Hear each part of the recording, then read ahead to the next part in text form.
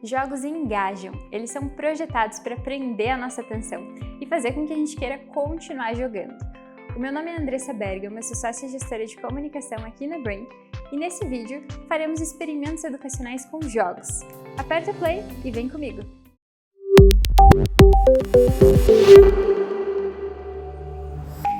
Olá, tudo bem? Estamos começando mais um episódio do Laboratório de Educação, a nossa nova linha de conteúdo que coloca à prova as metodologias tradicionais de ensino e faz experimentos com metodologias ativas de ensino. Eu sou Márcio Norberto e esse é o Laboratório de Educação. E no episódio de hoje vamos falar sobre jogos. Afinal de contas, eles são tão viciantes, não é mesmo, Andressa? Sim. Sabe dizer por quê? Olha, eu arriscaria dizer que a chave está na jornada, então não tem um elemento específico ou outro que torna um jogo viciante, mas a junção de vários elementos, várias técnicas que engajam realmente e tornam eles tão viciantes a ponto da gente não querer parar de jogar. E dá aquela impressão que a gente está entrando num estado de flow, é isso mesmo? Parece mesmo, né? O estado de flow nada mais é do que a gente estar numa situação em que a gente sente que a nossa habilidade é condizente com o desafio ali que a gente está enfrentando. E aí, como a gente tem um objetivo muito claro onde a gente quer chegar, a gente fica imerso naquilo, né? A gente perde totalmente a noção do tempo. E acho que tem vários jogos que realmente fazem isso, né? Que causam essa sensação. Andressa, e se trouxéssemos a gamificação para o contexto educacional? Porque a gamificação é aquela situação que você pega situações de jogo e aplica uma situação de não jogo, não é isso mesmo? Exatamente. Tem várias aplicações em vários contextos, inclusive no educacional, que foi o que você comentou, né?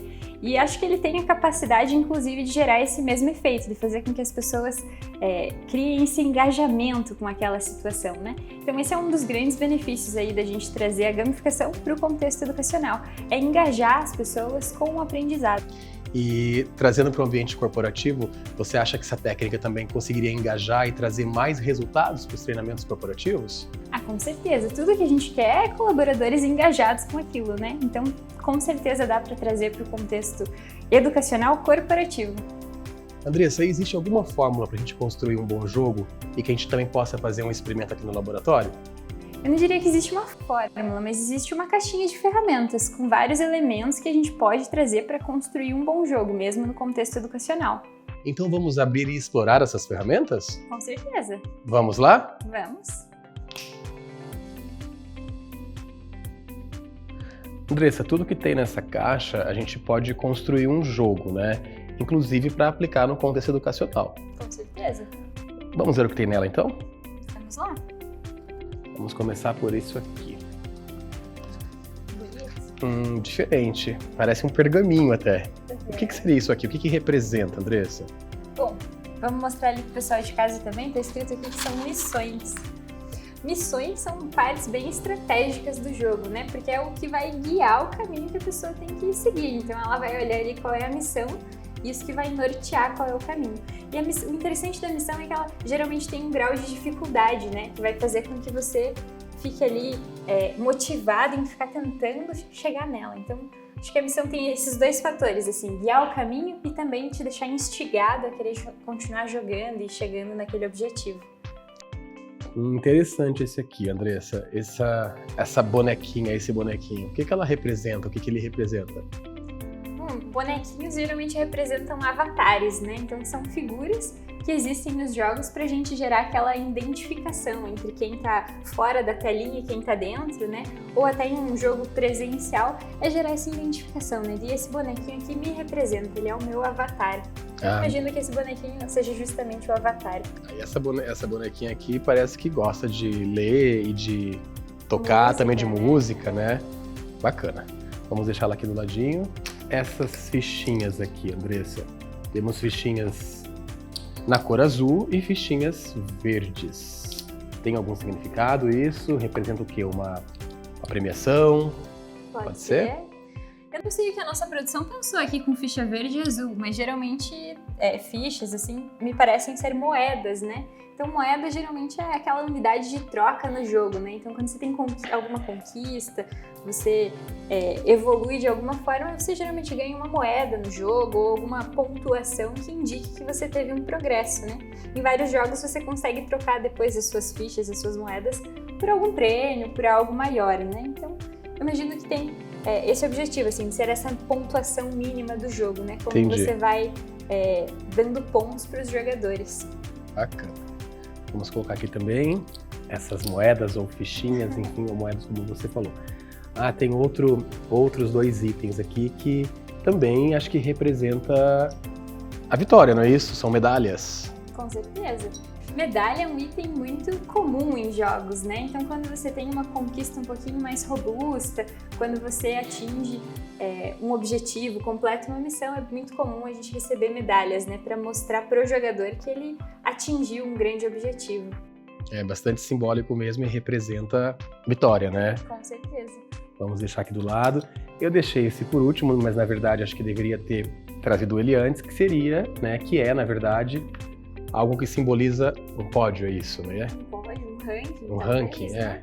Então, o ranking é uma forma de você justamente ranquear os jogadores, né? Então, falar quem está à frente na pontuação, quem está em segundo lugar, quem está em terceiro. Geralmente, segundo e terceiro lugares são bem estratégicos. Você fica olhando quantos pontos de diferença eu estou ali do primeiro, isso instiga muito a pessoa a querer ganhar mais pontos, né? Então, ficar bem colocado. Eu imagino que o pódio representa justamente esse ranking, que também é bem comum nos jogos. Bacana. Bom, não sei se o pessoal de casa lembra, e se você lembra também, Márcio, mas no começo eu falei que a chave estava na jornada. E você tem alguma hipótese do que constrói uma boa jornada? Eu acho que sim, viu? Eu acho que a história, a narrativa que está por trás da jornada... Perfeito. Então, mais até do que os próprios elementos que a gente trouxe aqui, né, as medalhas, os pontos, o ranking, a história é a parte crucial da nossa jornada. Então, é ela que vai servir como base para a gente construir justamente essa boa jornada, né? A gente precisa de uma boa história.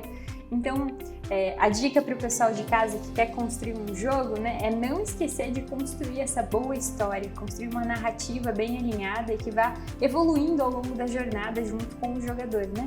Então, não pode esquecer de colocar na fórmula ali que a gente quer criar justamente a história.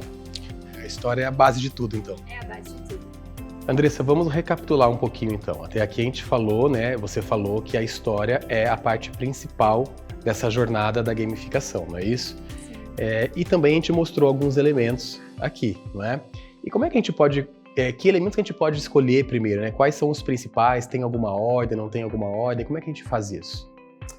Eu acho que não tem uma ordem, tem, na verdade, uma limitação. Você tem que usar todos esses elementos ou você tem que usar apenas 1, 2, 3 elementos. Então, eu não diria que tem uma regra nesse sentido.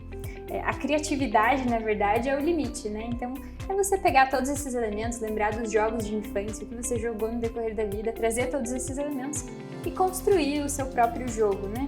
O que eu diria que existem, sim, algumas regras que norteiam bons jogos, né? Então, eu separei 3 delas aqui para compartilhar com você e com o pessoal que está nos assistindo. Vamos a elas, então? Vamos sim. Então, a primeira regra que você deve levar em consideração para construir um bom jogo é que os jogadores eles têm que começar a jogar o mais rapidamente possível. Então, eles têm que aprender de forma muito rápida as regras. E não tem coisa mais chata do que você, para aprender a jogar, ter que ler um manual. Então, o jogo tem que ser fácil, intuitivo nesse sentido. Assim, ele tem que fazer com que as pessoas consigam começar a jogar rápido e sem ficar se atentando muito a um manual, a lendo várias regras antes de começar. Eu mesmo não gosto de ler manual, Andressa. Eu já gosto logo de partir pro jogo e entender enquanto joga, aprender enquanto joga. Perfeito, essa é a primeira regra então. A segunda regra que eu trouxe para vocês é sobre equilíbrio. Então todo jogo precisa ter um equilíbrio. Não pode ser muito fácil, mas também não pode ser muito difícil. Então tem que ter justamente esse equilíbrio para manter o jogador ali engajado e motivado com aquilo. Se for muito fácil, põe de graça. Se for muito difícil, a pessoa vai desistir daquilo. Então tem que existir justamente esse equilíbrio no jogo. Então a regra número 2 é o equilíbrio entre fácil e difícil. Exatamente. A terceira regra é de que o jogo tem que permitir que o jogador atinja um grau de maestria. Então que ele tenha uma conquista robusta em determinado momento. Para ele perceber que ele atingiu outro patamar naquele jogo, né? Que ele realmente teve um progresso tão grande que ele atingiu esse grau de maestria. Bacana, Andressa. Então, já que você passou pelas 3 regras, vamos recapitular um pouco? Vamos sim. É isso aí. Então, a gente falou de ferramentas, de narrativa e de regras. É isso mesmo, né, Andressa? Isso mesmo. Isso que compõe a nossa fórmula, então, né? Não é bem uma fórmula porque ela é totalmente moldável ali. Mas essa seria a fórmula para construir um jogo. Andressa, e para a gente finalizar, será que você pode comentar alguns exemplos reais? Claro! No contexto educacional, que é o que a gente está falando, o exemplo mais tradicional da gamificação, que todo mundo conhece, é justamente o Duolingo, que é um aplicativo, talvez você conheça, para estudar idiomas. Já pratiquei muito. Eu também, já baixei o aplicativo. E ele tem justamente esses elementos de jogos que a gente falou, né? Você deve lembrar das medalhas, Sim. de ter uma jornada, de você conseguir evoluir. Então, o Duolingo é um aplicativo educacional com foco no aprendizado de idiomas e que traz todos esses elementos de jogos. Tem vários aplicativos fora do contexto educacional que também fazem isso, né? Como o próprio Waze, que é um GPS, acredito que muita gente conhece, e ele traz também vários elementos de jogos ali, né? Então você começa com uma pontuação baixa, você vai interagindo ali, você consegue ir aumentando a sua pontuação. Tudo isso faz parte de jogos para motivar, engajar as pessoas a realmente usarem aquilo.